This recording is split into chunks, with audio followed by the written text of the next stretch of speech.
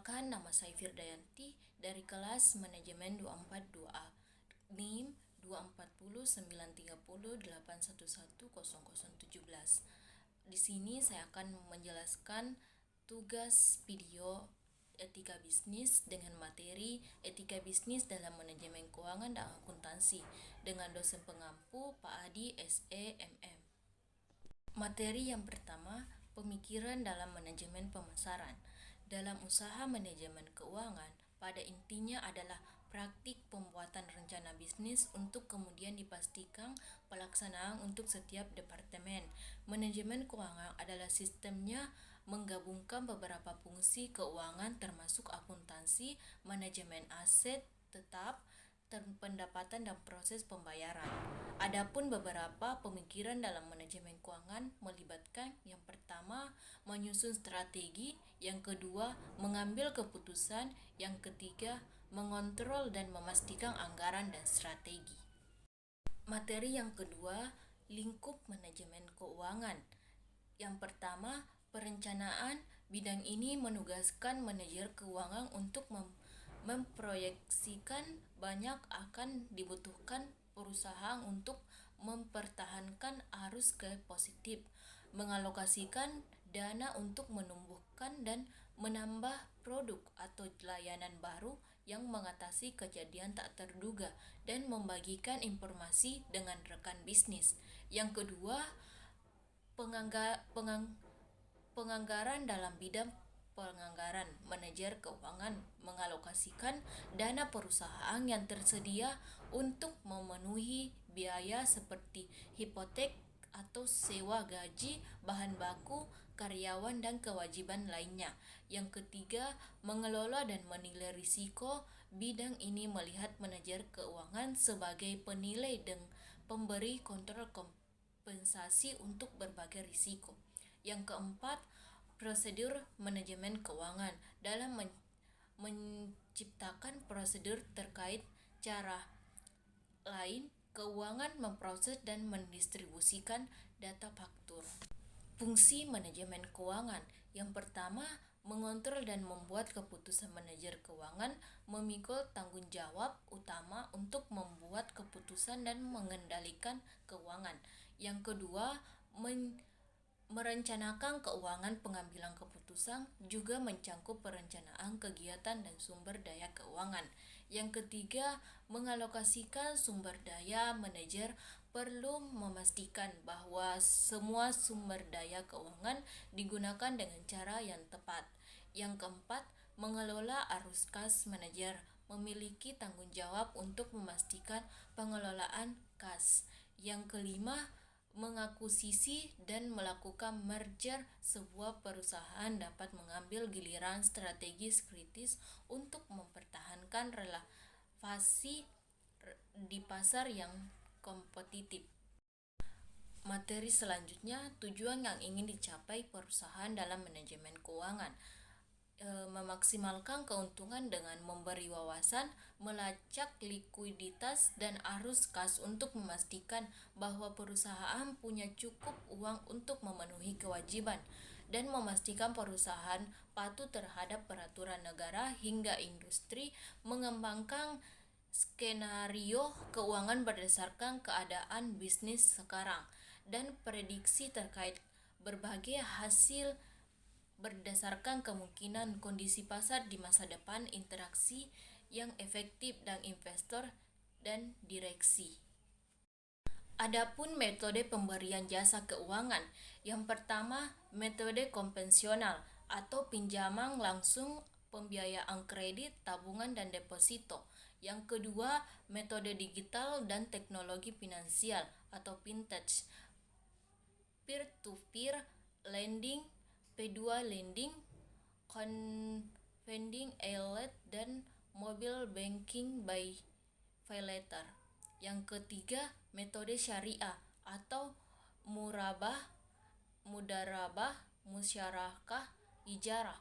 Yang keempat, metode non-bank dan lembaga keuangan mikro, koperasi simpan pinjam, lembaga keuangan mikro, arisan dan kredit informasi. Materi selanjutnya, Hubungan antara akuntansi dan keputusan yang dihasilkan. Akuntansi dan keputusan yang dihasilkan memiliki hubungan yang erat karena akuntansi menyediakan informasi keuangan yang menjadi dasar bagi pengambilan keputusan. Yang pertama, memberikan informasi keuangan. Yang kedua, membantu perencanaan dan penganggaran. Yang ketiga, menilai kinerja perusahaan. Yang keempat, mendukung keputusan investasi. Yang kelima, membantu manajemen risiko. Yang kelima, membantu keputusan investasi. Yang keenam, memastikan keputusan regulasi. Fungsi dan bidang dalam akuntansi. Yang pertama, akuntansi keuangan, finansial atau accounting. Laporan keuangan ini membantu pihak luar dalam mengambil keputusan investasi dan kredit dengan informasi yang akurat. Yang kedua, akuntansi pemeriksaan atau auditing. Auditing memastikan integritas laporan keuangan yang memberikan keyakinan kepada pihak luar tentang keputusan dan kendali informasi keuangan. Yang ketiga, akuntansi biaya atau cost accounting. Akuntansi biaya membantu perusahaan mengelola biaya produksi, meningkatkan efisiensi, dan mengoptimalkan laba. Yang keempat, akuntansi manajemen atau manajemen accounting memungkinkan manajer untuk mengambil keputusan yang informasi berdasarkan analisis yang komprehensif. Akuntansi sebagai sistem informasi. Makna akuntansi sebagai sebuah sistem informasi adalah sebagai proses pengidentifikasian, pengukuran, serta pelaporan informasi ekonomi yang menimbulkan kemungkinan dan penilaian dan pengambilan keputusan yang jelas dan tegas oleh para pegawai informasi keuangan tersebut. Peran akuntansi sebagai sistem informasi. Yang pertama, menyediakan laporan keuangan, dasar pengambilan keputusan, penambahan modal bisnis, audit, dan pajak. Sistem ini terdiri dari beberapa elemen utama. Yang pertama, input atau dos akuntansi. Yang kedua, proses atau pemrosesan data akuntansi. Yang ketiga, output atau informasi akuntansi. Yang keempat, pengguna informasi. Adapun beberapa prinsip-prinsip dasar akuntansi. Yang pertama, ekonomi entity atau entitas ekonomi. Yang kedua, going concern atau berkelanjutan. Yang ketiga, historical cost atau biaya historis. Yang keempat, monetary unit atau satuan moneter. Yang kelima, periodicity atau periode waktu. Yang keenam, accrual accounting atau akuntansi akurat. Yang ketujuh, revenue recognition atau pengakuan pendapatan. Yang kedelapan, matching atau berpasangan. Yang kesembilan, conservative atau konservatif. Yang kesepuluh, full disclosure atau pengungkapan penuh. Materi selanjutnya, etika bisnis dalam akuntansi manajemen. Etika bisnis dalam akuntansi manajemen sangat penting untuk menjaga integritas, transparansi, dan kepercayaan dalam pengelolaan keuangan perusahaan. Ada 6. Yang pertama, kejujuran dan transparansi. Yang kedua, tanggung jawab profesional. Yang ketiga, rahasia. Yang keempat, keadilan dan objektivitas. Yang kelima, kepatuhan terhadap peraturan. Yang keenam, penghindaran konflik kepentingan. Peran akuntansi profesional untuk kepentingan umum. Akuntansi profesional memiliki peran penting dalam kepentingan umum, terutama dalam menjaga transparansi, akuntabilitas, dan integritas dalam laporan keuangan. Yang pertama, menjaga transparansi keuangan. Yang kedua, mendukung akuntabilitas dan tata kelola yang baik. Yang ketiga, mencegah dan mendeteksi kecurangan. Yang keempat, mendukung pengambilan keputusan ekonomi.